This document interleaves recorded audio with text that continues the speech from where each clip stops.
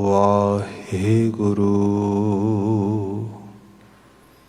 ਸਾਹਿਬ JIO. Bilawal ਮਹਲਾ ਤੀਜਾ। ਸਾਹਿਬ ਤੇ ਸੇਵਕ सेव साहिब ते क्या को कहे बहाना। ऐसा एक तेरा खेल बनया है, सब में एक समाना।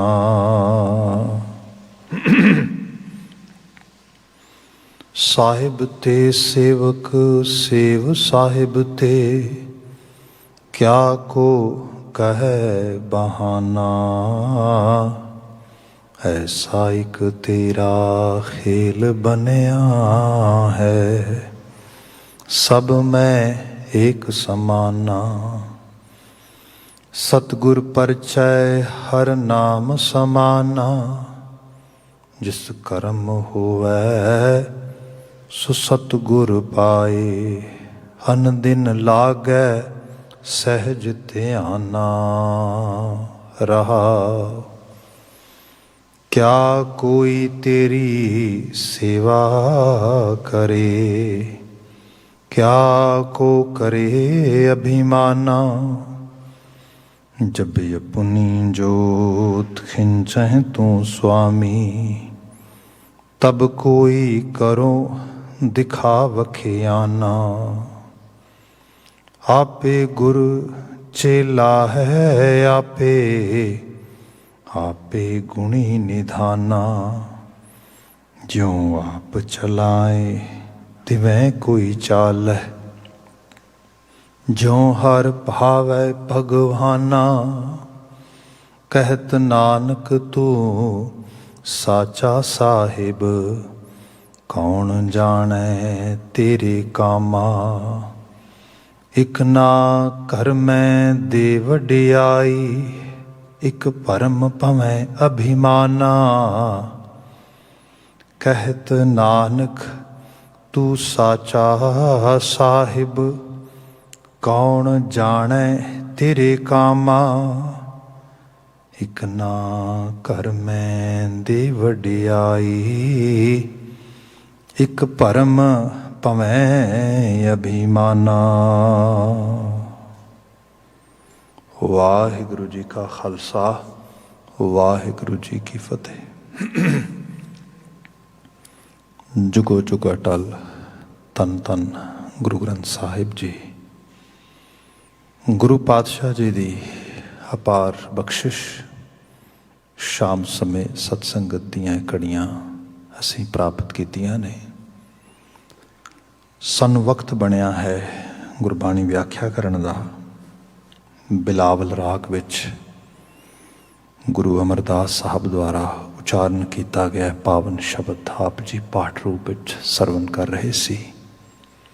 बीते कल इहदी व्याख्या तकरीर प्रारंभ हुई सी।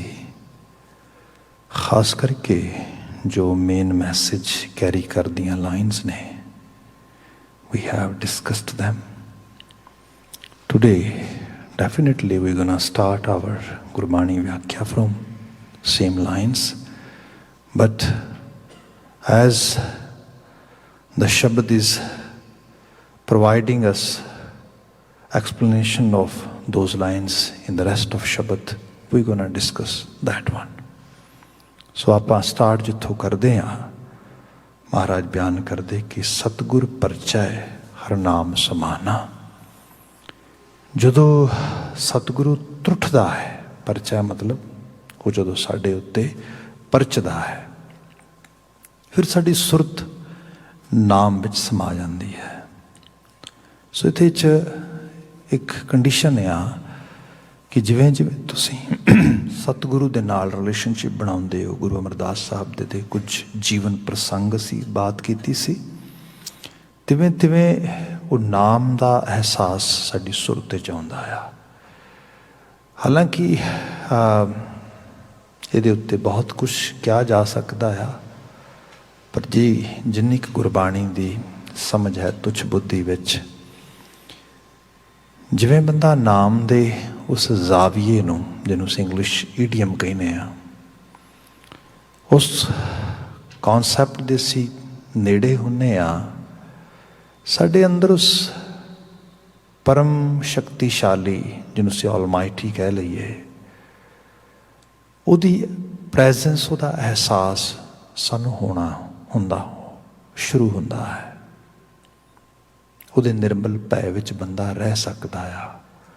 ਉਹਦੀ ਯਾਦ ਨੂੰ ਆਪਣੀ ਸੁਰਤ ਵਿੱਚ ਪਾ ਕੇ ਉਸ ਜੀਵਨ ਯਾਪਨ ਨੂੰ ਜੀ ਸਕਦਾ ਹੈ, ਜਿਹੜਾ ਜੀਵਨ ਯਾਪਨ ਵਕਾਰਾਂ ਤੋਂ, ਈਰਖਾ ਦਵੈਖ ਤੋਂ, ਜੀਵਨ ਦੇ ਛੋਟੇ ਛੋਟੇ ਡਰਾਂ ਤੋਂ, ਇਹਨਾਂ ਸਭ ਤੋਂ ਆਜ਼ਾਦ ਹੁੰਦਾ ਆ। ਇਹ ਨਾਮ ਦਾ ਹੈ ਰਸ, ਇਹ ਨਾਮ ਦਾ ਸਮਾਣਾ। ਤੇ ਇਹ ਸਤਿਗੁਰੂ ਤਰੁੱਠ ਕੇ ਬਖਸ਼ਦਾ ਆ। ਇਹ ਗੁਰੂ ਅਮਰਦਾਸ ਸਾਹਿਬ ਕਹਿੰਦੇ ਇਹਦੇ ਵਿੱਚ ਕਿਹਾ ਕਿ ਜਦੋਂ ਸਤਿਗੁਰ ਪਰਚੈ ਹਰ ਨਾਮ ਸਮਾਣਾ, ਫਿਰ ਕਿਆ ਜਿਸ ਕਰਮ ਹੋਵੇ ਸੋ ਸਤਿਗੁਰ ਪਾਏ। ਜ਼ਰੂਰੀ ਤੇ ਨਹੀਂ, ਹੁਣ ਆਪਾਂ ਸਿੱਖਾਂ ਦੇ ਘਰ ਵਿੱਚ ਦੇਖਦੇ ਹਾਂ, ਸਿੱਖੀ ਆਸ਼ੇ 'ਚ ਦੇਖਦੇ ਹਾਂ ਕਿ ਸਾਡੇ ਆਲੇ ਦੁਆਲੇ ਡੇਰਾਵਾਦ ਵੀ ਮਿਲ ਜਾਏਗਾ ਤੁਹਾਨੂੰ, ਵਿਅਕਤੀ ਪੂਜਾ ਵੀ ਮਿਲ ਜਾਏਗੀ, 100 ਤਰ੍ਹਾਂ ਦੇ ਡਿਫਰੈਂਟ ਸੈਕਟ ਵੀ ਮਿਲ ਜਾਣਗੇ।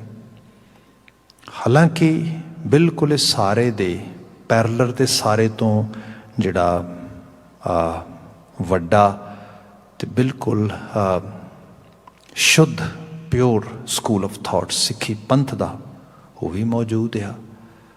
ਪਰ ਕਿੰਨੇ ਆ ਜਿਹੜੇ ਉਸ ਟਰੈਕ ਨੂੰ ਫੋਲੋ ਕਰਦੇ ਆ? ਸਤਿਗੁਰੂ ਤੇ ਮੌਜੂਦ ਆ, ਉਹਦਾ ਰਾਹ ਵੀ ਮੌਜੂਦ ਆ।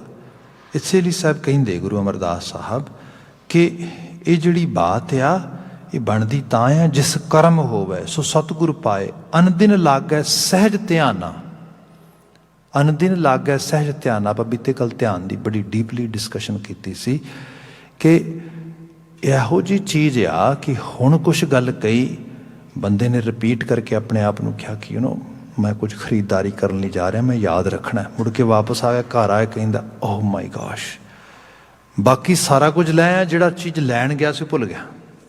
ਧਿਆਨ ਇਹ ਹੈ ਜਿਹੜਾ ਸਹਿਜ ਧਿਆਨਾ ਆ।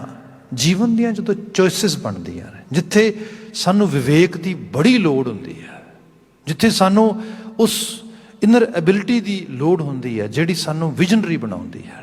ਸੋ ਇਹ ਗੁਰੂ ਜਦੋਂ ਬਖਸ਼ਦਾ ਆ, ਫਿਰ ਮਹਾਰਾਜ ਕਹਿੰਦੇ ਇਹ ਸਹਿਜ ਹੀ ਆ ਜਾਂਦੀ ਹੈ। You don't have to put any effort, you don't have to do ਐਨੀ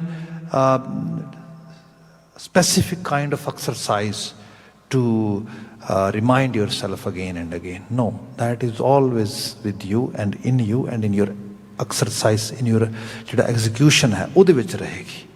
ਇਹ ਰਹਾ ਉਹਦਾ ਬੰਦ ਸੀਗਾ। ਹੁਣ ਇਹਦਾ ਸ਼ੁਰੂਆਤੀ ਪਦਾ ਆ, ਸਾਹਿਬ ਤੇ ਸੇਵਕ, ਸੇਵ ਸਾਹਿਬ ਤੇ ਕਿਆ ਕੋ ਕਹੈ ਬਹਾਨਾ।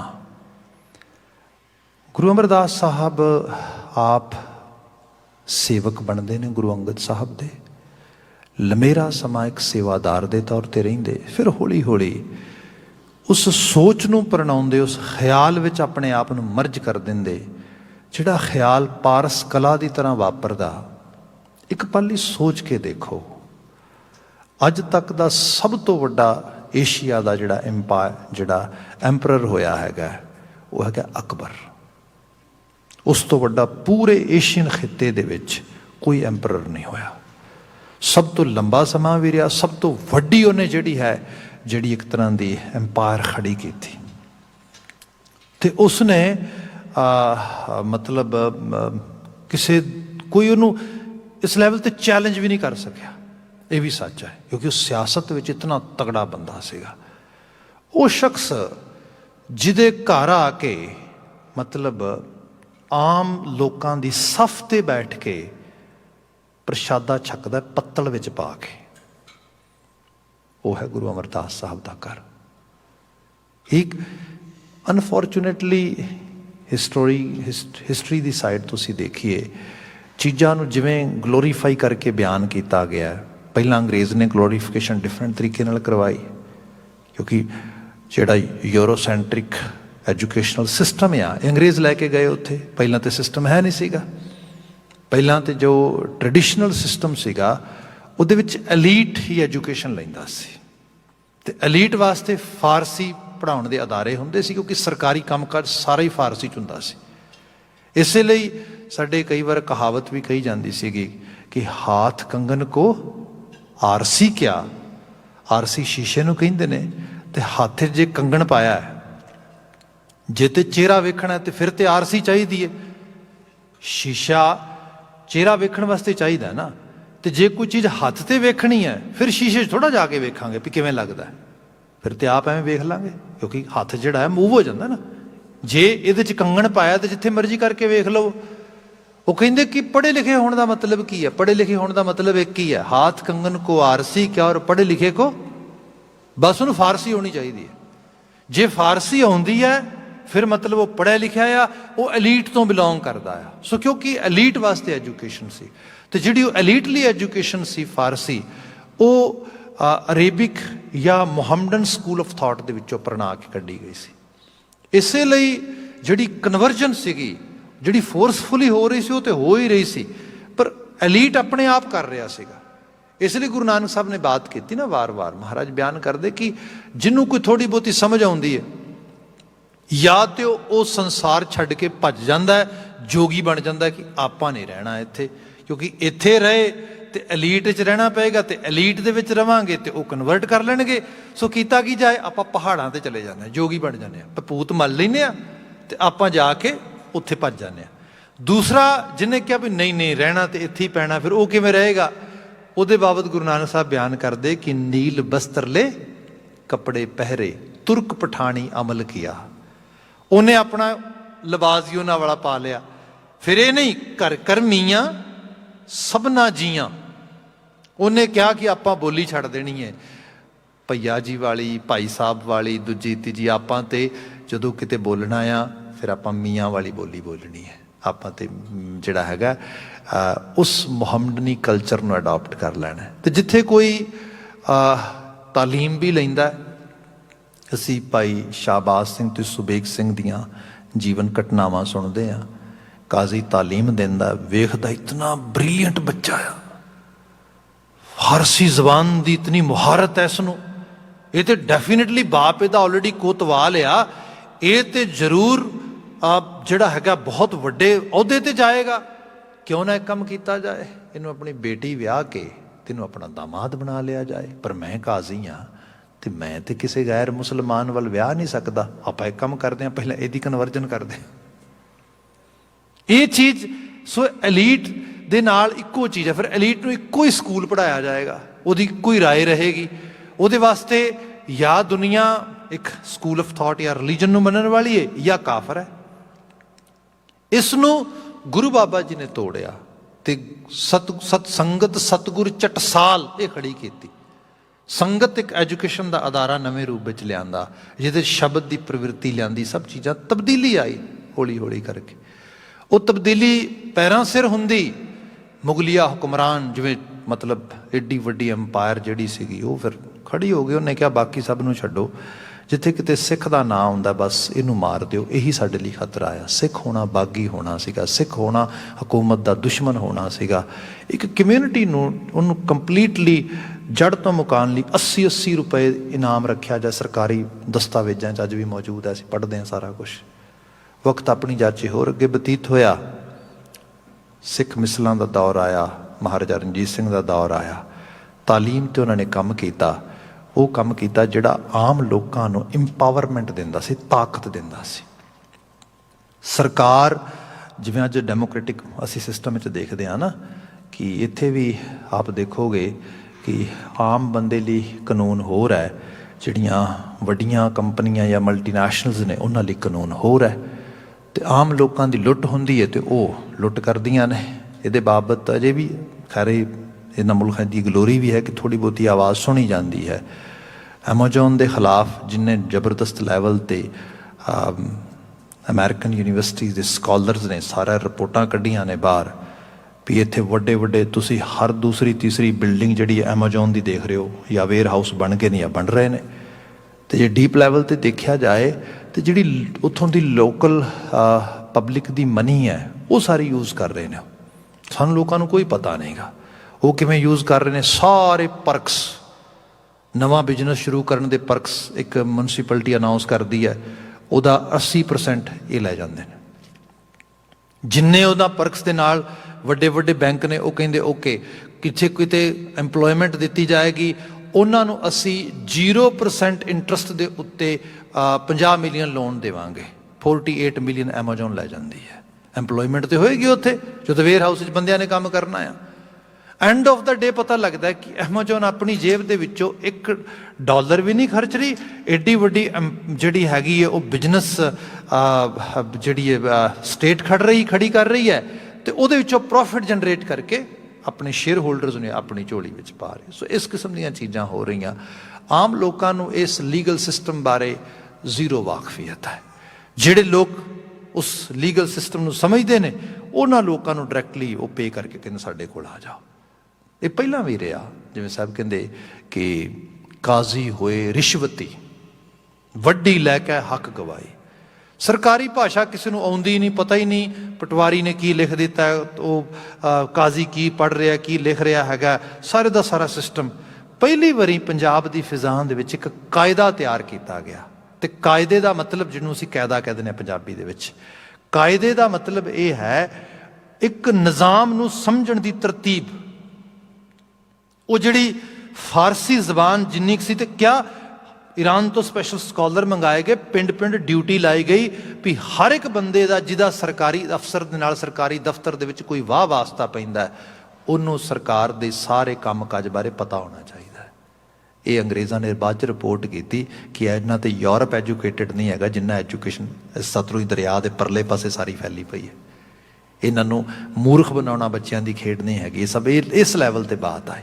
ਖੈਰ ਇਹ ਸਾਰਾ ਨਿਜ਼ਾਮਤ ਚੱਲ ਰਿਹਾ ਸੀ। ਇਹਦਾ ਮਤਲਬ ਸਿਰਫ ਕੁਝ ਕਰੈਕਟਰਸ ਨੂੰ, ਕੁਝ ਜਿਹੜਾ ਹੈਗਾ ਲੋਕਾਂ ਨੂੰ ਗਲੋਰੀਫਾਈ ਕਰਨਾ ਨਹੀਂ ਸੀਗਾ, ਬਲਕਿ ਲੋਕਾਂ ਦੀ ਜ਼ਿੰਦਗੀ ਜਿਹੜੀ ਸੀਗੀ ਇਸ ਨੂੰ ਉਹਨਾਂ ਦੀ ਵੈਲ ਬੀਇੰਗ ਵਾਸਤੇ ਕੰਮ ਕਰਨਾ ਸੀਗਾ।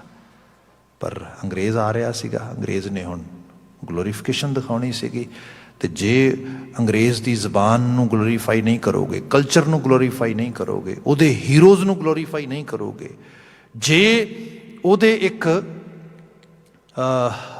ਖਾਸ ਕਰਕੇ ਜਾਰਜ ਪੰਚਮ ਦੀ ਵਡਿਆਈ ਦੇ ਵਿੱਚ ਕੋਈ ਇਹ ਨਹੀਂ ਲਿਖੇਗਾ ਕਿ ਤੂੰ ਭਾਰਤ ਭਾਗਯ ਵਿਧਾਤਾ ਹੈ, ਤੇ ਫਿਰ ਲੋਕ ਕਿਵੇਂ ਮੰਨਣਗੇ ਉਹਨੂੰ ਕਿ ਭਾਰਤ ਦੇ ਭਾਗ ਦਾ ਵਿਧਾਤਾ ਤੂੰ ਹੈਗਾ। ਫਿਰ ਇਹ ਲਿਖਵਾਇਆ ਉਹਨਾਂ ਨੇ, ਗਾਏ ਵੀ ਗਏ ਸਾਰੇ ਨਗਮੇ। ਇਹ ਚੀਜ਼ਾਂ ਸਾਰੀਆਂ ਜੇ ਤੁਸੀਂ ਬੁਨਿਆਦੀ ਤੌਰ 'ਤੇ ਦੇਖੋ ਤਾਂ ਇਹੀ ਸਭ ਕੁਝ ਹੋਇਆ। ਸੋ ਗਲੋਰੀਫਿਕੇਸ਼ਨ ਇਸ ਕਿਸਮ ਦੀ ਹੋਈ। ਇਹਦੇ ਵਿੱਚੋਂ ਤੁਸੀਂ ਫਿਰ ਸਿੱਖੀ ਆਸ਼ੇ ਦੇ ਮੁਤਾਬਕ ਚੀਜ਼ਾਂ ਲੱਭੋਗੇ, ਕਿੱਥੋਂ ਲੱਭ ਜਾਣਗੀਆਂ। ਇਸੇ ਲਈ ਜਿਹੜਾ ਬੰਦਾ ਥੋੜ੍ਹਾ ਯੂਨੀਵਰਸਿਟੀ ਸਾਈਡ ਤੋਂ ਪੜ੍ਹ ਕੇ ਆਉਂਦਾ ਆ, ਜਦੋਂ ਉਹਦੇ ਨਾਲ ਤੁਸੀਂ ਗੁਰਬਾਣੀ ਅਤੇ ਗੁਰਮਤ ਡਿਸਕਸ ਕਰਦੇ ਹੋ, ਉਹਦੇ ਲਈ ਬਹੁਤ ਹਾਰਡ ਹੁੰਦਾ ਆ। ਉਹਨੂੰ ਲੱਗਦਾ ਆ ਕਿਹੜੀਆਂ ਗੱਲਾਂ ਕਰਦੇ ਹੋ। ਇਹ ਦੁਨੀਆ ਜਿਹੜੀ ਹੈ ਇੱਕ ਡਿਫਰੈਂਟ ਲੈਵਲ 'ਤੇ ਚੱਲਦੀ ਹੈ। ਇਹਦੇ 'ਚ ਹੋਰ ਹੀਰੋਜ਼ ਨੇ, ਤੁਹਾਡੇ ਹੋਰ ਹੀਰੋਜ਼ ਨੇ। ਇੱਥੇ ਕੋਈ ਹੋਰ ਕਿਸਮ ਦੀ ਆਈਡੀਓਲੋਜੀ ਦੀ ਗੱਲ ਹੁੰਦੀ ਹੈ, ਤੁਸੀਂ ਕੋਈ ਹੋਰ ਆਈਡੀਓਲੋਜੀ ਸਮਝਾ ਰਹੇ ਹੋ ਸਾਨੂੰ। ਮਿਸਮੈਚ ਹੋਈ ਜਾਂਦਾ ਆ। ਜਿਹੜਾ ਰੀਸੈਂਟਲੀ ਉੱਥੇ ਸਾਰਾ ਚੱਲਿਆ, ਪਹਿਲਾਂ ਅੰਡਰ ਦਾ ਲਿਬਰਲਿਜ਼ਮ, ਹਾਲਾਂਕਿ ਉਹ ਕੁਝ ਸੌਫਟ ਸੀਗਾ ਉਸ ਲੈਵਲ 'ਤੇ ਦੇਖਿਆ ਜਾਏ, ਉਹਦੇ ਅੰਦਰ ਬਹੁਤ ਸਾਰੀਆਂ ਚੀਜ਼ਾਂ ਇਸ ਤਰ੍ਹਾਂ ਪ੍ਰੈਜ਼ੈਂਟ ਕੀਤੀਆਂ ਗਈਆਂ ਜਿਹਨਾਂ ਨੂੰ ਪੜ੍ਹਨ ਤੋਂ ਬਾਅਦ ਸਿੱਖੀ ਦਾ ਆਸ਼ਾ ਉਸ ਲੈਵਲ 'ਤੇ ਸਮਝ ਨਹੀਂ ਸੀ ਆਉਂਦਾ। ਅਤੇ ਰੀਸੈਂਟਲੀ ਪਿਛਲੇ 25-30 ਸਾਲਾਂ ਦੇ ਵਿੱਚ ਟੋਟਲੀ ਰੈਡੀਕਲਿਜ਼ਮ ਆ ਗਿਆ। ਇੱਕ ਰੈਡੀਕਲਿਜ਼ਮ ਜਿਹੜਾ ਬ੍ਰਾਹਮਣਵਾਦ ਨੂੰ ਪ੍ਰਮੋਟ ਕਰਦਾ ਹੈਗਾ, ਉਹਦੇ ਅੰਦਰ ਤੇ ਹੁਣ ਵੈਸੇ ਹੀ ਇਤਨਾ ਜ਼ਿਆਦਾ ਹਨੇਰਾ ਪੈ ਗਿਆ ਕਿ ਹੁਣ ਸਮਝ ਹੀ ਕਿੱਥੇ ਲੱਗੇਗੀ। ਹੁਣ ਤੇ ਜੋ ਕੁਛ ਹੈ ਉਹਦੇ ਪਰਛਾਵੇਂ ਹੇਠ ਦੀ ਲੰਘੇਗਾ। ਇਹ ਜਿਹੜੀ ਬਾਤ ਮੈਂ ਕਰ ਰਿਹਾ, ਤਵਾਰੀਖ ਨੂੰ ਧਿਆਨ ਨਾਲ ਦੇਖੋਗੇ, ਅਕਬਰ ਵਰਗਾ ਬਾਦਸ਼ਾਹ ਜਿਹੜਾ ਕਿਸੇ ਦੀ ਪਰਵਾਹ ਨਹੀਂ ਕਰਦਾ, ਐਡੀ ਵੱਡੀ ਅੰਪਾਇਰ ਦਾ ਮਾਲਕ ਆ, ਉਹ ਹਾਥੀ ਤੇ ਚੜ੍ਹ ਕੇ ਆਉਂਦਾ ਆਪਣੇ ਪੂਰੇ ਅਮਲੇ ਫੈਲੇ ਦੇ ਨਾਲ, ਗੋਇੰਦਵਾਲ ਨਗਰ ਦੇ ਵਿੱਚ ਆ ਕੇ ਕਹਿੰਦਾ ਕਿ ਮੈਂ ਇਸ ਨਗਰ ਦੇ ਆਗੂ ਤੇ ਜੋ ਤੁਹਾਡਾ ਰੂਹਾਨੀ ਪੇਸ਼ਵਾ ਹੈ ਗੁਰੂ ਅਮਰਦਾਸ ਸਾਹਿਬ, ਉਹਨੂੰ ਮਿਲਣਾ ਆ। ਅਤੇ ਸਿੱਖ ਜੋ ਚੋਬਦਾਰ ਨੇ ਉਸ ਨਗਰ ਦੇ ਵਿੱਚ, ਉਸ ਸੰਗਤ ਦੇ ਵਿੱਚ, ਉਹ ਕਹਿੰਦੇ ਬਾਦਸ਼ਾਹ ਜਲਾਲੁਦੀਨ, ਗੱਲ ਇਹ ਹੈ ਕਿ ਜਿਸ ਨੂੰ ਤੂੰ ਖੁਦ ਕਹਿ ਰਿਹਾ ਹੈ ਕਿ ਤੁਹਾਡੇ ਮੈਂ ਰੂਹਾਨੀ ਪੇਸ਼ਵਾ ਨੂੰ ਮਿਲਣਾ ਆ, ਜਿਹਨੂੰ ਤੂੰ ਰੂਹਾਨੀ ਪੇਸ਼ਵਾ ਕਹਿੰਦਾ ਫਾਰਸੀ ਜ਼ਬਾਨ ਦੇ ਵਿੱਚ, ਉਸ ਨੂੰ ਅਸੀਂ ਆਪਣੀ ਜ਼ਬਾਨ ਦੇ ਵਿੱਚ ਸਤਿਗੁਰੂ ਕਹਿੰਦੇ ਹਾਂ।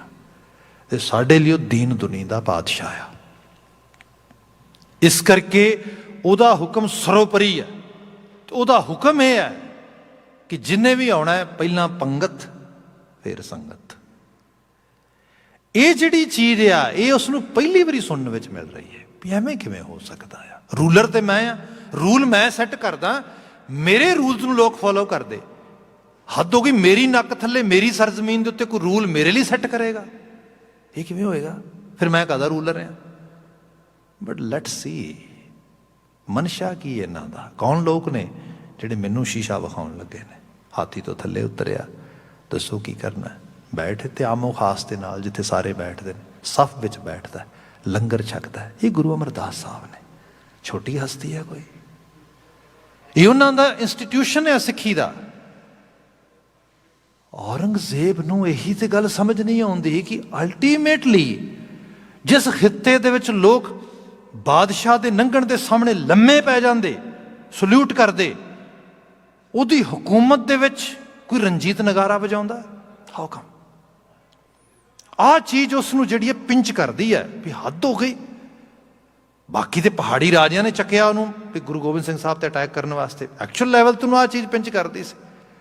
ਤੇ ਜਦੋਂ ਭਾਈ ਦਇਆ ਸਿੰਘ ਜੀ ਜਫਰਨਾਮਾ ਲੈ ਕੇ ਪਹੁੰਚਦੇ ਉੱਥੇ, ਉਦੋਂ ਨੂੰ ਅਹਿਸਾਸ ਹੁੰਦਾ ਵੀ ਓਹੋ ਅਸਲ ਵਿੱਚ ਇਸ ਸਮਾਜ ਕੀ ਹੈ, ਇਹ ਲੋਕ ਇਹ ਕਿਸ ਤਰੀਕੇ ਸੋਚ ਦੇ ਵਰਸਾ ਹੋ ਕੇ ਆਏ ਹੋਏ ਨੇ। ਪਰ ਇਹ ਸਾਰੇ ਰੰਗ ਨੂੰ ਮਾਣਦਿਆਂ ਹੋਇਆਂ ਕੀ ਹੋਏਗਾ? ਮੈਂ ਇਹਦੀ again I'm trying to introduce you or trying to tell you the very nice part of our Sikh heritage and Sikh history.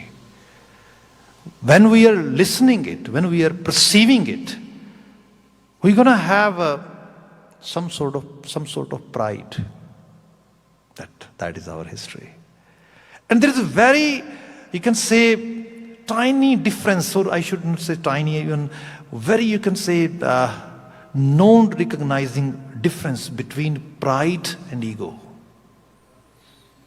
ਜਿੱਥੇ ਇਹ ਚੀਜ਼ ਆਈ, ਬੰਦੇ ਨੂੰ ਲੱਗਦਾ ਵੀ ਲੈ ਅਸੀਂ ਤੇ ਜੋ ਅਸੀਂ ਹੋਈਆਂ, ਤੁਸੀਂ ਕੌਣ ਹੋ? ਇਹ ਪੰਜਾਬੀ ਸੋਚ ਦਾ ਹਿੱਸਾ ਵੀ ਹੈਗਾ। ਮਤਲਬ ਮੈਂ ਇੱਥੇ ਯੰਗ ਅਫੈਂਡਰਸ ਦੇ ਨਾਲ ਕੰਮ ਕੀਤਾ ਲੰਬੇ ਸਮੇਂ ਤੋਂ, ਅਜੇ ਵੀ ਕਰਦਾ ਹਾਂ, ਜਿਹੜੇ ਖਾਸ ਕਰਕੇ ਗੈਂਗ ਵਾਇਲੈਂਸ ਵਿੱਚ ਜਾਂ ਵੈਸੇ ਵਾਇਲੈਂਸ ਵਿੱਚ ਇਨਵੋਲਵ ਹੋ ਜਾਂਦੇ। ਤੇ ਉੱਥੇ ਜਾ ਕੇ ਤੂੰ ਗੱਲਬਾਤ ਕਰੀ ਦੀ, ਉਹ ਜੇਲ੍ਹ ਵਿੱਚ ਬੈਠੇ ਵੀ ਬਸ ਇੱਕੋ ਚੀਜ਼ ਕਹਿੰਦੇ, ਲੈ we are the fighter, we never actually care about anyone, ਮੈਨੂੰ ਕਿਵੇਂ ਕੋਈ ਕਰ ਦੇਗਾ। ਇਸੇ ਕਰਕੇ ਉਹਨਾਂ ਨੂੰ ਗੋਲੀ ਚਲਾਉਣੀ, ਬੰਦਾ ਮਾਰਨਾ, ਆਪਣੇ ਸਾਥੀ ਆਪਣੇ ਨਿਆਣੇ ਮਾਰਨੇ ਕੋਈ ਔਖਾ ਥੋੜ੍ਹਾ ਲੱਗਦਾ ਉਹਨਾਂ ਨੂੰ। ਜਦੋਂ ਗੱਲ ਵੀ ਕਰੋ ਕਹਿੰਦੇ ਭਾਈ ਸਾਹਿਬ what are you talking about, we are not coward people, we are very brave people. ਮੈਂ ਬਰੇਵਰੀ ਇਹ ਨਹੀਂ ਹੁੰਦੀ ਕਿ ਕਿਸੇ ਦੇ ਨਾਲ ਮਾੜਾ ਜਿਹਾ ਆਰਗੂਮੈਂਟ ਹੋਇਆ ਤੇ ਆਰਗੂਮੈਂਟ ਹੋਣ ਤੋਂ ਬਾਅਦ ਗੋਲੀ ਮਾਰਤੀ ਉਹਨੂੰ। ਬਰੇਵਰੀ ਤੇ ਇਸ ਗੱਲ ਦੀ ਹੈ ਕਿ ਉਸ ਬੰਦਾ ਦਿਲ ਜਿੱਤੋ, ਉਸ ਨੂੰ ਉਸ ਪੁਆਇੰਟ ਤੇ ਲਿਆਓ, ਉਹਦੇ ਨਾਲ ਗੱਲ ਕਰੋ। ਬਰੇਵਰੀ ਇਸ ਗੱਲ ਦੇ ਵਿੱਚ ਆ ਆਪਣੇ ਐਂਗਰ ਨੂੰ ਕੰਟਰੋਲ ਕਰੋ। ਇਹ ਚੀਜ਼ ਜਿਹੜੀ ਹੈ ਇੱਕ ਈਗੋ ਸੈਂਟਰਡ ਅਪਰੋਚ ਨਹੀਂ ਹੈਗੀ। ਇਹ ਤੇ ਅਸਲ ਵਿੱਚ ਬਹੁਤ ਜ਼ਿਆਦਾ ਬੰਦੇ ਨੂੰ ਹੰਬਲ ਲੈਵਲ ਤੇ ਆਉਣਾ ਪਏਗਾ ਤੇ ਇਹ ਤਾਂ ਆ ਪਾਏਗਾ। ਸਭ ਕੁਝ ਹੋਏ ਬੰਦੇ ਕੋਲ, ਤਾਕਤ ਵੀ ਹੋਏ, ਸਮਰੱਥਾ ਵੀ ਹੋਏ, ਅਕਲ ਵੀ ਹੋਏ, ਸਮਝ ਵੀ ਹੋਏ, ਸੋਝੀ ਵੀ ਹੋਏ, ਫਿਰ ਸਾਰਾ ਕੁਝ ਹੋ ਕੇ ਬੰਦਾ ਗ੍ਰੇਟਫੁਲ ਹੋਵੇ ਉਸ ਸੋਰਸ ਵਾਲੇ ਪਾਸੇ ਜਿਸ ਸੋਰਸ ਵਿੱਚੋਂ ਸਾਰਾ ਕੁਝ ਮਿਲਿਆ ਆ। ਇਹ ਹੈ ਸਿੱਖੀ, ਇਹ ਹੈ ਸਲੂਟ ਕਰਨ ਵਾਲੀ ਚੀਜ਼। ਰੱਬ ਦਾ ਭੈ ਇਹ ਹੈ। ਅਦਰਵਾਈਜ਼ ਜਿਵੇਂ ਉਹ ਉਲਾਮਾ ਲਿਖਦਾ ਹੈ ਨਾ ਵੀ ਖੁਦਾ ਹੁਸਨ ਦੇ ਤੋ ਨਜ਼ਾਕਤ ਖੁਦ ਬ ਖੁਦ ਆ ਜਾਤੀ ਹੈ। ਜਿਵੇਂ ਕੋਈ ਹੁਸੀਨੀਅਤ ਆਉਂਦੀ ਏ ਤੇ ਨਖਰਾ ਉਹ ਤੇ ਆਪਣੇ ਆਪ ਆਉਣਾ ਸ਼ੁਰੂ ਹੋ ਜਾਂਦਾ। ਇਹ ਨਖਰਪੁਣਾ ਹੀ ਹੈ, ਇਹ ਅਹੰਕਾਰ ਜਿਹੜਾ ਮਾਰਦਾ ਬੰਦੇ ਨੂੰ। ਬਾਬਾ ਅਮਰਦਾਸ ਇਹ ਸਭ ਕੁਝ ਪ੍ਰਾਪਤ ਕਰਦੇ, ਇਸ ਰੁਤਬੇ ਦੇ ਮਾਲਕ ਬਣਦੇ। ਅਕਬਰ ਸੋਚਦਾ ਹੱਦ ਹੋ ਗਈ, ਸਾਡੇ ਕੋਈ ਝਰੋਖੇ ਦੇ ਵਿੱਚ ਰਾਜਾ ਹੋਣ ਕਰਕੇ ਸਾਡੇ ਕੋਲੋਂ ਸਿਆਸੀ ਫਾਇਦੇ ਲੈਣੇ ਲੋਕਾਂ ਨੇ, ਸਾਡੇ ਕੋਲੋਂ ਜਿਹੜਾ ਹੈਗਾ ਸਿਆਸੀ ਅਹੁਦੇ ਲੈਣੇ, ਸਾਡੇ ਕੋਲ ਫੌਜਾਂ, ਸਾਡੀਆਂ ਫੌਜਾਂ ਤੋਂ ਲੋਕ ਡਰਦੇ, ਸਾਨੂੰ ਸਲਾਮ ਕਰਦੇ।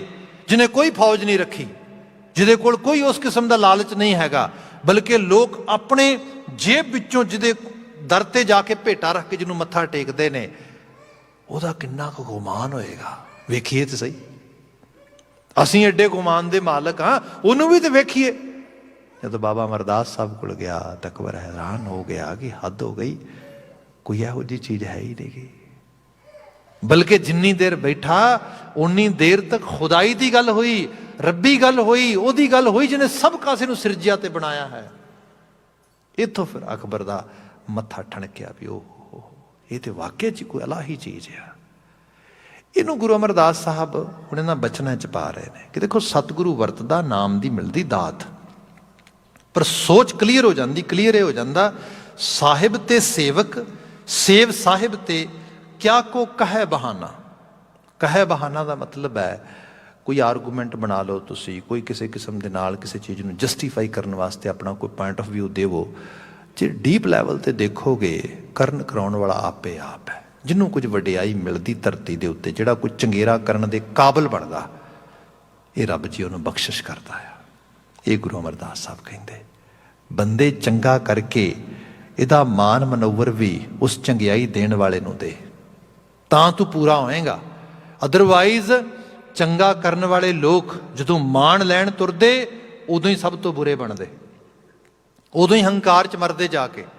ਇਸ ਕਰਕੇ ਬਿਆਨ ਕੀਤਾ ਗਿਆ ਸਾਹਿਬ ਤੇ ਸੇਵਕ, ਸੇਵ ਸਾਹਿਬ ਤੇ ਜੋ ਕੋਈ ਬਹੁਤ ਵੱਡਾ ਸੇਵਕ ਵੀ ਹੈ, ਬੜਾ ਵੱਡਾ ਕੋਈ ਸੈਲਫਲੈਸ ਸਰਵਿੰਗ ਜਿਹੜਾ ਕੋਈ ਬਿਹੇਵੀਅਰ ਅਡਾਪਟ ਕਰ ਗਿਆ, ਕੋਈ ਹਿਊਮਨ ਬੀਇੰਗ ਬਣ ਗਿਆ, ਉਸ ਨੂੰ ਅਕਾਲ ਪੁਰਖ ਵਾਹਿਗੁਰੂ ਨੇ ਦਾਤ ਦਿੱਤੀ ਕਿਆ ਕੋ ਕਹੇ ਬਹਾਨਾ, ਐਸਾ ਇੱਕ ਤੇਰਾ ਖੇਲ ਬਣਿਆ ਹੈ ਸਭ ਮੈਂ ਏਕ ਸਮਾਨਾ। ਤੇ ਇਹ ਜਿਹੜਾ ਉਹਦਾ ਲਾ ਆ ਸਭ ਵਾਸਤੇ ਇੱਕੋ ਜਿਹਾ ਹੀ ਹੈ। ਜਿੱਥੇ ਤੁਸੀਂ ਸਮਝੋਗੇ ਸਪੋਜ਼ ਬੰਦਾ ਕਿਸੇ ਲੈਵਲ ਤੇ ਵੀ ਦੇਖੇ, ਜਿਨ੍ਹਾਂ ਸਮਾਜਾਂ 'ਚ ਅੱਜ ਅਸੀਂ ਬੈਠੇ ਹਾਂ, ਅੱਜ ਹੀ ਜਿਹੜਾ ਸਾਡਾ ਉਹ ਪ੍ਰਾਈਮ ਮਿਨਿਸਟਰ ਸੀਗਾ ਮੈਕਡੋਨਲਡ, ਜਿਹਦੇ ਨਾਂ ਦੇ ਉੱਤੇ ਹਾਈਵੇ 401 ਹੈਗਾ, ਪ੍ਰਾਈਮ ਮਿਨਿਸਟਰ ਜਿਹਨੇ ਰੈਜ਼ੀਡੈਂਸ਼ੀਅਲ ਸਕੂਲਸ ਚਲਾਏ ਸੀਗੇ, ਅੱਜ ਉਹਦਾ ਬੁੱਤ ਤੋੜਿਆ ਉੱਥੇ ਹੈਮਿਲਟਨ ਦੇ ਵਿੱਚ, ਕੁਝ ਦਾ ਰੌਲਾ ਰੱਪਾ CBC ਤੇ ਪੈ ਰਿਹਾ ਸੀਗਾ। ਹੁਣ ਆਪ ਦੇਖੋਗੇ ਕਿ ਇਸ ਸਿਸਟਮ ਦੇ ਵਿੱਚ ਕਮੀਆਂ ਤੇ ਰਹੀਆਂ। ਕਲੋਨੀਅਲ ਸਿਸਟਮ ਜਿਹੜਾ ਇਹਨਾਂ ਨੇ ਅਡਾਪਟ ਕੀਤਾ ਕਿ ਜਿਹੜੇ ਯੂਰਪ ਤੋਂ ਆਏ ਲੋਕ ਸੀਗੇ, ਖਾਸ ਕਰਕੇ ਫਸਟ ਸੈਟਲਰਸ ਜਾਂ ਜਿਨ੍ਹਾਂ ਲੋਕਾਂ ਨੇ ਇਸ ਹੁੰਦੇ ਸਾਰੇ ਰਿਸੋਰਸਿਸ ਨੂੰ ਯੂਜ਼ ਕੀਤਾ, ਪਾਲਿਸੀਜ਼ ਉਹਨਾਂ ਨੂੰ ਪਲੀਜ਼ ਕਰਦੀਆਂ ਸੀਗੀਆਂ ਸਾਰੀਆਂ। ਪਰ ਵਕਤ ਜਿਵੇਂ ਜਿਵੇਂ ਅੱਗੇ ਬਤੀਤ ਹੋਇਆ, ਉਹਨਾਂ ਵਿੱਚ ਜਿਹੜੇ ਮੈਂਡੇਟਰੀ ਚੇਂਜਸ ਆਏ ਉਸ ਰੂਪ ਦੇ ਵਿੱਚ, ਉਹਨਾਂ ਚੇਂਜਸ ਦੇ ਸਦਕਾ ਸਮਾਜ ਹਿਊਮਨ ਵੈਲਫੇਅਰ ਵਾਸਤੇ, ਵੈਲਬੀਇੰਗ ਵਾਸਤੇ ਤਿਆਰ ਹੋਣਾ ਸ਼ੁਰੂ ਹੋਇਆ, ਜਿਹਦਾ ਅਲਟੀਮੇਟਲੀ ਬੈਨੀਫਿਟ ਵੀ ਇੱਥੇ ਮਿਲਿਆ। ਉਹੋ ਜਿਹੇ ਹਾਲਾਤ ਨਾ ਹੋਏ ਜਿਹੋ ਜਿਹੇ ਅਸੀਂ ਦੂਜੇ ਮੁਲਕਾਂ ਵਿੱਚ ਦੇਖਦੇ ਹੈਗੇ ਆ। ਸੋ ਇਹ ਸੱਚਾਈ ਹੈ, ਜੇ ਇਸ ਮੁਲਕ ਨੂੰ ਸਹੀ ਰੂਪ ਵਿੱਚ ਦੇਖਿਆ ਜਾਏ, ਇਹ ਸਿਰਫ ਕਲੋਨੀਅਲ ਵੈਲਿਊਜ਼ ਤੇ ਨਹੀਂ ਖੜਾ ਹੈਗਾ। ਇਸ ਮੁਲਕ ਦੇ ਵਿੱਚ ਕਿਸੇ ਨੇ ਬਹੁਤ ਵਲੰਟੀਅਰ ਵਰਕ ਵੀ ਕੀਤਾ ਆ। ਇਸ ਨੂੰ ਸਟੈਬਲਿਸ਼ ਕਰਨ ਵਾਸਤੇ ਕਿਸੇ ਨੇ ਕਿਸੇ ਰੂਲ ਰੈਗੂਲੇਸ਼ਨ ਨੂੰ ਵੀ ਫੋਲੋ ਕੀਤਾ ਆ। ਇਹ ਸਾਰੀਆਂ ਚੀਜ਼ਾਂ ਵੀ ਨਾਲ ਨਾਲ ਚੱਲੀਆਂ। ਇਹਦਾ ਹੀ ਬੈਨੀਫਿਟ ਇੱਥੋਂ ਦੇ ਲੋਕ ਆ ਕੇ ਜਿਹੜਾ ਇੰਜੋਏ ਕਰ ਰਹੇ, ਸਭ ਚੀਜ਼ਾਂ ਮਾਣਦੇ ਇਸ ਰੂਪ ਦੇ ਵਿੱਚ। ਜੇ ਇਹੋ ਜਿਹੀਆਂ ਕਦਰਾਂ ਕੀਮਤਾਂ ਟੁੱਟ ਜਾਣਗੀਆਂ ਇਹਨਾਂ ਮੁਲਕਾਂ ਦੇ ਵਿੱਚ, ਤੇ ਜਿਨ੍ਹਾਂ ਖਿੱਤਿਆਂ ਤੋਂ ਅਸੀਂ ਆਏ ਹਾਂ, ਕੋਈ ਬਹੁਤਾ ਫਰਕ ਨਹੀਂ ਰਹਿ ਜਾਏਗਾ। ਇਹ ਚੀਜ਼ ਚੇਤੇ ਰੱਖੀਏ। ਜਿਹੜਾ ਮਹਾਰਾਜ ਬਿਆਨ ਕਰਦੇ ਨਾ ਵੀ ਲਾ ਇੱਕੋ ਜਿਹੀ ਕੰਮ ਕਰਦਾ। ਜੇ ਮੈਂ ਇਤਨਾ ਸਵਾਰਥੀ ਹੋ ਜਾਵਾਂਗਾ ਕਿ ਬਸ ਜਿਹੜੀ ਚੀਜ਼ ਵਿੱਚੋਂ ਮੈਨੂੰ ਇਨਸਟੈਂਟ ਬੈਨੀਫਿਟ ਮਿਲਦਾ ਮੈਂ ਉਹੀ ਕਰਨਾ ਆ, ਤੇ ਫਿਰ ਭਾਈ ਗੱਲ ਚੇਤੇ ਰੱਖਿਆ ਜੇ, ਫਿਰ ਤੇ ਸਵਾਰਥ ਟਕਰਾਣਗੇ ਆਪਸ ਦੇ ਵਿੱਚ, ਤੇ ਫਿਰ ਸਿਆਸਤ ਵੀ ਉਵੇਂ ਦੀ ਗੰਦਲੀ ਹੋ ਜਾਏਗੀ, ਸਮਾਜ ਵੀ ਗੰਦਲਾ ਹੋ ਜਾਏਗਾ, ਪਰਿਵਾਰ ਵੀ ਗੰਦਲਾ ਹੋ ਜਾਏਗਾ, ਫਿਰ ਸਭ ਕੁਝ ਉਸੇ ਲੈਵਲ ਤੇ ਚਲਾ ਜਾਏਗਾ। ਫਿਰ ਕਿਸੇ ਮਰਨ ਤੋਂ ਬਾਅਦ ਨਰਕ ਦੀ ਉਡੀਕ ਦੀ ਲੋੜ ਨਹੀਂ ਹੈ। ਆਪਣੇ ਆਪ ਹੀ ਨਰਕ ਭੋਗ ਰਹੇ ਹੋਣਗੇ ਲੋਕ। ਇੱਥੇ ਨਰਕ ਹੀ ਹੈ ਜਿੱਥੇ ਡਰ ਚੱਲਦਾ ਹੈ, ਜਿੱਥੇ ਜਮਾਂ ਦੀ ਮਾਰ ਰੋਜ਼ ਪੈਂਦੀ ਲੋਕਾਂ ਨੂੰ, ਜਿੱਥੇ ਗੁਰਬਤ ਤੇ ਗਰੀਬੀ ਬੰਦੇ ਨੂੰ ਖਾਣ ਦੇ, ਪਾਣ ਦੇ, ਰਹਿਣ ਦੇ ਲਾਲੇ ਪੈ ਜਾਂਦੇ ਉਸ ਰੂਪ ਦੇ ਵਿੱਚ, ਜਿਹਦੀ ਜਾਨ ਹਰ ਵਕਤ ਡਰ ਵਿੱਚ ਰਹਿੰਦੀ ਹੈ। ਇੱਥੇ ਮੇਰੇ ਬਹੁਤ ਸਾਰੇ ਪਰਿਵਾਰ ਜਾਣਨ ਵਾਲੇ ਮਿੱਤਰ ਸੱਜਣ ਹੈਗੇ ਨੇ ਜਿਹੜੇ ਅਫਰੀਕਾ 'ਚ ਬੜੇ ਕਾਰੋਬਾਰ ਕਰਦੇ ਨੇ, ਕੀਨੀਆ 'ਚ ਕਾਰੋਬਾਰ ਕਰਦੇ, ਤੰਜਾਨੀਆ ਦੇ 'ਚ ਉਹਨਾਂ ਦੇ ਬਹੁਤ ਸਾਰੇ ਫੈਮਲੀਜ਼ ਇੱਥੇ ਰਹਿੰਦੀਆਂ। ਕਈ ਵਾਰੀ ਗੱਲਾਂ ਹੁੰਦੀਆਂ ਤੇ ਉਹ ਬਿਆਨ ਕਰਦੇ, ਕਹਿੰਦੇ ਜੀ ਭਾਈ ਸਾਹਿਬ ਜਦੋਂ ਜਾਈਦਾ 2 ਗਨਮੈਨ ਨਾਲ ਹੁੰਦੇ ਨੇ, ਘਰਾਂ ਦੇ ਬਾਹਰ ਦੂਜੇ ਦਰਵਾਜ਼ਿਆਂ ਦੇ ਬਾਹਰ ਲੋਹੇ ਦੀਆਂ ਰਾੜਾਂ ਦੀਆਂ ਡੋਰਾਂ ਲੱਗੀਆਂ ਨੇ। ਕਹਿੰਦੇ ਵੀ ਨੋ ਡਾਊਟ ਜ਼ਿੰਦਗੀ ਤੇ ਬੜੀ ਅਮੀਰੀਅਤ ਵਾਲੀ ਹੈ, ਬੜੀ ਲਗਜ਼ਰੀਅਸ ਲਾਈਫ ਜੀਨੇ ਆ ਉੱਥੇ, ਪਰ ਬੁਲਟ ਪ੍ਰੂਫ ਗੱਡੀ 'ਚ ਰਹਿਣਾ ਪੈਂਦਾ। ਇਹ ਚੀਜ਼ਾਂ ਮਤਲਬ ਬੰਦਾ ਸਵਰਗ ਵੀ ਕਿਵੇਂ ਭੋਗੇਗਾ ਉਸ ਚੀਜ਼ ਨੂੰ। ਜਿਹੜੀ ਐਕਚੁਅਲ ਲੈਵਲ ਤੇ ਚੀਜ਼ ਆ ਉਹ ਹੈ ਕਿ ਭਾਈ ਜੇ ਚੰਗੇਰੇ ਜੀਵਨ ਨੂੰ ਮੰਨਣਾ ਆ, ਫਿਰ ਭਾਈ ਇੱਕ ਮਾਨਵਤਾ ਦੇ ਕਲਿਆਣ ਹਿਤ ਕਾਰਜ ਵਿੱਚ ਸੇਵਾਦਾਰ ਬਣ ਕੇ ਚੱਲਣਾ ਪਏਗਾ। ਤੇ ਇਹਦੇ ਨਾਲ ਨੁਕਸਾਨ ਨਹੀਂਗਾ, ਇਹਦੇ 'ਚ ਲੌਂਗ ਰਨ ਦੇ 'ਚ ਫਾਇਦਾ ਆ ਆਪਣਾ ਵੀ ਤੇ ਉਸ ਸਮਾਜ ਦੇ ਆਲੇ ਦੁਆਲੇ ਹਿੱਸੇ ਦਾ ਵੀ। ਫਿਰ ਦੇਖੋ, ਫਿਰ ਮੈਂ ਬੇਨਤੀ ਕਰਾਂ, ਕੰਪੈਰੀਟਿਵ ਲੈਵਲ ਤੇ ਦੇਖਿਆ ਜੇ, ਉਹ ਵੀ ਸਮਾਂ ਰਿਹਾ ਜਦੋਂ ਲਾਹੌਰ ਦੇ ਗਵਰਨਰ, ਉਹ ਇੰਡੀਪੈਂਡੈਂਟ ਰਾਜੇ ਨਹੀਂ ਸੀਗੇ, ਗਵਰਨਰਸ ਨੂੰ, ਉਹਨਾਂ ਨੂੰ ਵੱਡੀਆਂ ਫੌਜ ਦੀਆਂ ਕੁਮਕਾਂ ਟੁਕੜੀਆਂ ਲੈ ਕੇ ਬਾਹਰ ਵਿਚਰਨਾ ਪੈਂਦਾ ਸੀਗਾ। ਉਹ ਵੀ ਸਮਾਂ ਰਿਹਾ ਲਾਹੌਰ ਦਰਬਾਰ ਦੇ ਵਿੱਚ ਮਹਾਰਾਜਾ ਰਣਜੀਤ ਸਿੰਘ ਇਕੱਲਾ ਹੀ ਘੋੜੀ ਤੇ ਚੜ੍ਹਦਾ ਹੈ ਤੇ ਉਹ ਨਿਕਲ ਜਾਂਦਾ, ਕੋਈ ਫੌਜ, ਕੋਈ ਸਿਪਾਹੀ ਸਾਲਾਰ ਕੋਈ ਨਾਲ ਨਹੀਂਗਾ। ਸਵੇਰੇ ਘੋੜੀ ਭਜਾਈ, ਦੌੜਿਆ। ਛੋਟਾ ਜਿਹਾ ਇਨਸੀਡੈਂਟ ਮੈਂ ਅੰਗਰੇਜ਼ ਦੀ ਬੁੱਕ 'ਚ ਪੜ੍ਹਿਆ ਇਹ ਕਿ ਜਿਹੜਾ ਖਾਸ ਕਰਕੇ ਸ਼ਾਇਦ ਕਰਨਲ ਕਲੀਵ ਸੀਗਾ, ਉਹਦਾ ਕੋਈ ਬੰਦਾ ਇਲਚੀ, ਉਹ ਮਹਾਰਾਜਾ ਰਣਜੀਤ ਸਿੰਘ ਤੱਕ ਨਾ ਕੁਝ ਆਪਣੀ ਕੋਈ ਨਾ ਗੱਲ ਪਹੁੰਚਾਉਣੀ ਹੈ। ਤੇ ਮਹਾਰਾਜਾ ਰਣਜੀਤ ਸਿੰਘ ਦੇ ਦਰਬਾਰ ਦੇ ਵਿੱਚ ਫਕੀਰ ਅਜ਼ੀਜ਼ੁਦੀਨ, ਇਹ ਫੋਰਨ ਮਿਨਿਸਟਰ ਸੀਗਾ, ਬਹੁਤ ਸਿਆਣੀ ਅੱਖ ਸੀ ਇਹਦੀ, ਬੰਦੇ ਨੂੰ ਵੇਖਦਿਆਂ ਨਾਲ ਪਛਾਣ ਲੈਂਦਾ ਸੀ ਬੰਦਾ ਕਿਸ ਰੂਪ ਦੇ ਵਿੱਚ ਆ। ਅੰਗਰੇਜ਼ਾਂ ਦੇ ਨਾਲ ਮੋਸਟਲੀ ਜਿਹੜੀਆਂ ਟ੍ਰੀਟੀਜ਼ ਵਗੈਰਾ ਹੋਈਆਂ, ਇਹਦਾ ਵੱਡਾ ਰੋਲ ਸੀ ਉਹਦੇ ਵਿੱਚ। ਸਮਾਂ ਨਹੀਂ, otherwise I can actually elaborate little bit his personality. ਖੈਰ ਜਿਹੜੀ ਬਾਤ ਹੋਈ, ਉਹਨੇ ਕਿਹਾ ਕਲੀਵ ਨੇ ਤੂੰ ਇੱਕ ਕੰਮ ਕਰੀ, ਉਹਨੂੰ ਇਕੱਲੇ ਨੂੰ ਮਿਲੇ ਮਹਾਰਾਜਾ ਰਣਜੀਤ ਸਿੰਘ ਨੂੰ, ਜਦੋਂ ਇਹ ਨਾ ਹੋਏ। ਉਹ ਕਹਿੰਦਾ ਇਹ ਤੋਂ ਬਿਨਾਂ ਤਾਂ ਗੱਲ ਨਹੀਂ ਕਰਦਾ। ਉਹਨੇ ਕਿਹਾ ਲੈ, ਪਤਾ ਲੱਗਾ ਵੀ ਉਹ ਸਵੇਰੇ ਲੰਬੀ ਜਿਹੜੀ ਹੈ, ਕਈ ਵਾਰੀ ਮੋਸਟਲੀ ਘੋੜੀ ਤੇ ਚੜ੍ਹ ਕੇ ਤੇ ਉਹ ਲੰਬੀ ਗੇੜੀ ਵਾਸਤੇ ਜਾਂਦਾ ਬਾਹਰ, ਉਦੋਂ ਪਕੜੀ ਤੇ ਠੀਕ ਹੈ। ਉਹ ਹੁਣ ਸ਼ਾਹ ਸਵਾਰ ਸੀਗਾ ਮਹਾਰਾਜਾ ਰਣਜੀਤ ਸਿੰਘ, ਉਹ ਘੋੜੀ ਤੇ ਚੜ੍ਹਿਆ, ਅੱਡੀ ਲਾਈ ਤੇ ਦੌੜਾ ਲਿਆ। ਇਹਨਾਂ ਦੇ ਬੰਦੇ ਮਗਰ ਉਹਨਾਂ ਨੂੰ ਫੋਲੋ ਕਰਦੇ ਵੀ ਕਿਤੇ ਮਿਲੇ ਤਾਂ ਉਹਨੂੰ ਮਹਾਰਾਜਾ ਦੀ ਜੈ ਕਰਕੇ ਉਹਦੇ ਨਾਲ ਕੋਈ ਥੋੜ੍ਹੀ ਬਹੁਤੀ ਗੱਲਬਾਤ ਕਰੀ, ਗੁਫ਼ਤਗੂ ਕਰਾਂਗੇ। ਖੈਰ ਕਰਦਿਆਂ ਕਰਾਉਂਦਿਆਂ ਉਹ ਪਿੱਛੇ ਗਏ ਤੇ ਦਿਨ ਕਾਫੀ ਚੜ੍ਹ ਗਿਆ ਤੇ ਕਿਰਸਾਨ ਜਿਹੜਾ ਆ ਉਹ ਹਲ ਵਾਰਿਆ ਤੇ ਹਲਵਾਂਦੇ ਕਿਰਸਾਨ ਨੂੰ ਜਾ ਕੇ ਪੁੱਛਿਆ ਕਿ ਮਹਾਰਾਜਾ ਰਣਜੀਤ ਸਿੰਘ ਵੱਡੀ ਸਰਕਾਰ ਕਹਿੰਦੇ ਸੀ, ਵੱਡੀ ਸਰਕਾਰ ਤੇ ਨਹੀਂ ਆਈ। ਉਹ ਕਹਿੰਦੇ ਆਇਆ ਸੀ ਅਜੇ ਹੁਣੇ, ਲੱਸੀ ਦੇ 2 ਛੰਨੇ ਪੀ ਕੇ ਮੇਰੇ ਕੋਲੋਂ, ਤੇ ਮੇਰੇ ਖਿਆਲ ਦੇ ਵਿੱਚ ਇੱਥੇ ਕਿਤੇ ਦੂਰ ਦਰਖਤ ਸੀਗੇ, ਕੁਝ ਟਾਲੀਆਂ ਖੜੀਆਂ ਸੀਗੀਆਂ, ਉਹ ਟਾਲੀਆਂ ਕਹਿੰਦੇ ਉਹ ਉੱਥੇ ਘੋੜੀ ਖੜੀ ਏ ਟਾਲੀ ਦੇ ਨਾਲ ਵੱਜੀ ਹੋਈ। ਥੋੜ੍ਹਾ ਅੱਗੇ ਵਧਿਆ ਤੇ ਜਾ ਕੇ ਦੇਖਿਆ ਥੱਲੇ ਪਰਾਲੀ ਪਈ ਹੁੰਦੀ, ਜਿਵੇਂ ਪਰਾਲੀ ਦੇ ਕੱਖ ਪਏ ਨੇ ਤੇ ਦੁਪਹਿਰ ਲੱਗੀ ਏ, ਲੱਸੀ ਪੀਤੀ, ਕੂਕੀ ਆਈ। ਮਹਾਰਾਜਾ ਰਣਜੀਤ ਸਿੰਘ ਨੇ ਕੰਨ ਦੇ ਥੱਲੇ ਹੱਥ ਰੱਖਿਆ, ਕੂਕ ਸੁੱਤਾ ਪਿਆ। ਉਹ ਬੜੇ ਹੈਰਾਨ ਹੋਏ। ਮੁੜ ਕੇ ਉਹਨਾਂ ਨੇ ਅੰਗਰੇਜ਼ ਨੂੰ ਰਿਪੋਰਟ ਕੀਤੀ ਵੀ ਅਸੀਂ ਅੱਜ ਆਹ ਵਿਟਨੈਸ ਕੀਤਾ ਆ ਇਸ ਰੂਪ ਦੇ 'ਚ, ਇਤਨੀ ਬੇਫਿਕਰੀ। ਉਹ ਕਹਿੰਦੇ ਬਾਕੀ ਗੱਲਾਂ ਛੱਡੋ, ਉਹਨੂੰ ਇਹ ਜ਼ਰੂਰ ਪੁੱਛਿਆ ਜੇ ਵੀ ਇੰਨੀ ਬੇਫਿਕਰੀ 'ਚ ਨੀਂਦ ਕਿਵੇਂ ਆਉਂਦੀ ਉਹਨੂੰ। ਇੱਥੇ ਤੇ ਐਡਮਿਨਿਸਟ੍ਰੇਟਿਵ ਲੈਵਲ ਤੇ ਛੋਟੀ ਮੋਟੀਆਂ ਜੌਬਾਂ ਕਰਨ ਵਾਲੇ ਬੰਦਿਆਂ ਨੂੰ ਸਿਆਪਾ ਪਿਆ ਹੁੰਦਾ ਵੀ ਆਹ ਨਾ ਹੋ ਜਾ, ਰਾਤ ਨੂੰ ਨੀਂਦ ਨਹੀਂ ਆਉਂਦੀ ਤੇ ਦਿਨ ਦੇ ਦੁਪਹਿਰੇ ਲੱਸੀ ਦੇ 2 ਛੰਨੇ ਪੀ ਕੇ ਬੰਦਾ ਸੌ ਗਿਆ ਹੈਗਾ। ਐਕਚੁਅਲੀ ਇਹ ਹੈ ਬੇਪਰਵਾਹੀ।